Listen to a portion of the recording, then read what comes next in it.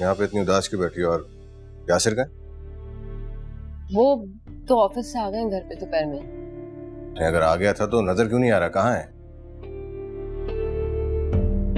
तुम्हें से कोई काम है? नहीं, वो घर पे नहीं है। क्या मतलब है घर पे नहीं?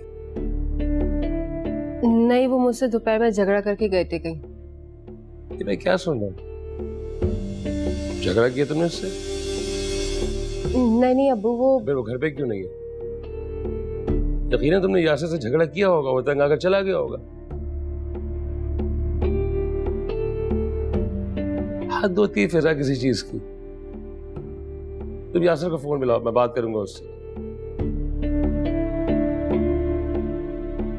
आज ये दिन भी देखना था मुझे कि तुम्हारे बिहाफ पे मुझे माफी मांगनी पड़ेगी उससे।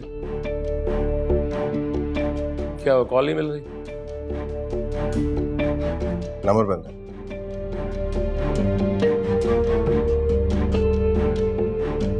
हद होती है फिजा। हौले बिला कुव्वत।